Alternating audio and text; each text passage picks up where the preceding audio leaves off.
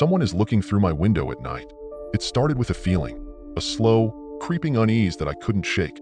No matter how hard I tried to convince myself it was nothing. I had just moved into the house, a quaint two-story cottage nestled on the outskirts of town. The neighborhood was quiet, peaceful even, with wide, tree-lined streets and a handful of homes spaced far apart.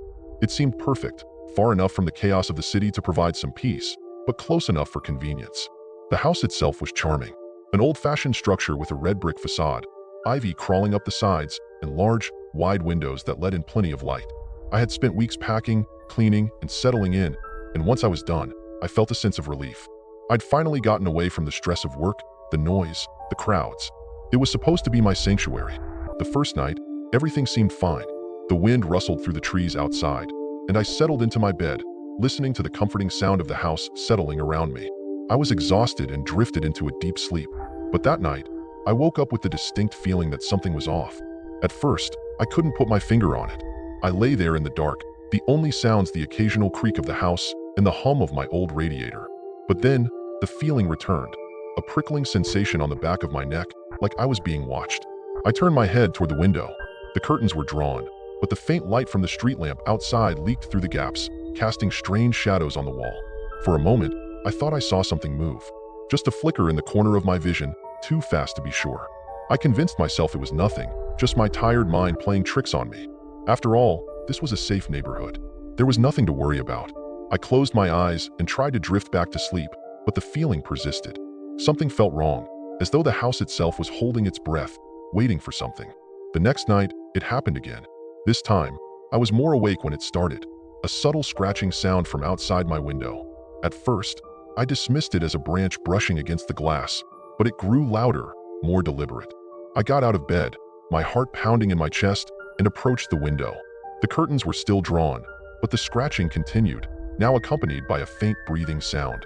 My pulse quickened as I crept closer to the window, my hand hovering over the curtain, my mind screaming at me to look. I don't know why I didn't.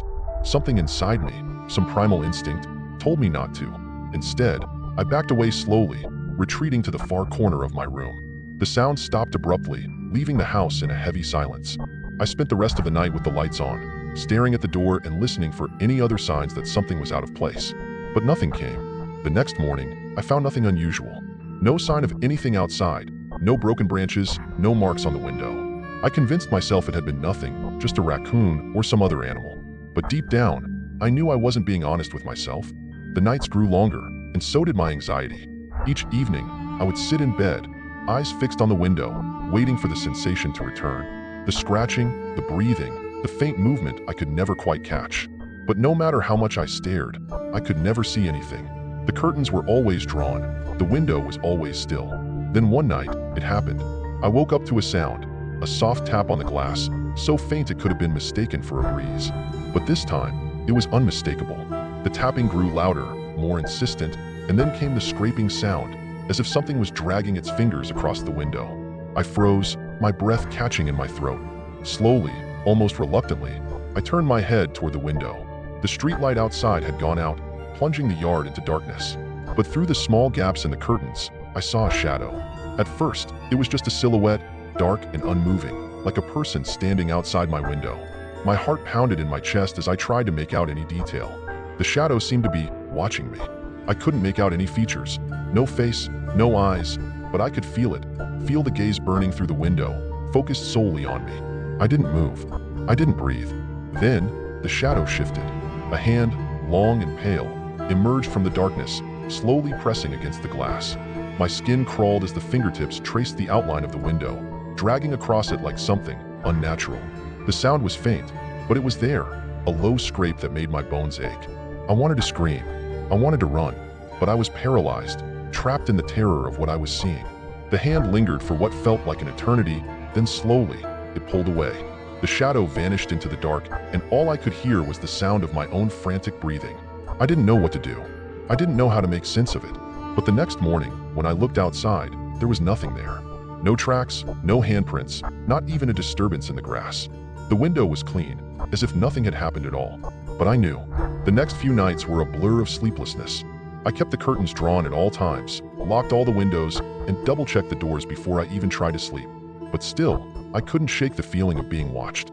And every night, I could hear the tapping. Sometimes it was on the window, other times on the side of the house, always just out of sight. The scraping, the breathing, the presence, it was relentless. I started avoiding the house altogether, staying out as late as possible, driving around just to avoid going home. But the second I stepped inside, I could feel it again. The heavy, suffocating presence, like someone or something was waiting for me, watching me. Then, one night, I couldn't take it anymore. I decided to confront whatever it was. I opened the window, pushed the curtains aside, and stepped out onto the balcony, my heart pounding. The night was cold, the air thick with fog. I stood there, staring into the yard, waiting for any sign, any movement. For a moment, everything was still, silent. And then, I heard it, a soft whisper, barely audible over the wind. "I see you." I turned around, but there was nothing there. Nothing except the reflection in the window. My own face, staring back at me. But something was wrong. I was standing on the balcony, but my reflection was still inside, standing motionless by the window. Eyes wide, unblinking, unmoving. It wasn't me. I don't know how long I stood there, staring at the thing that wasn't me. But in that moment, I understood. Whatever was looking through my window was not from this world. It was not human. It had never been. And now it was inside, watching. The next morning, I left the house for good. I didn't pack anything, didn't look back. I just left. I don't know where I'm going or what happens next, but I couldn't stay there anymore. I still feel its eyes on me, though, everywhere I go. Every time I look out the window, I half expect to see that pale hand press against the glass, that shadow in the corner of my vision. But I don't go back. Not anymore. And if you ever find yourself near that house, don't stop.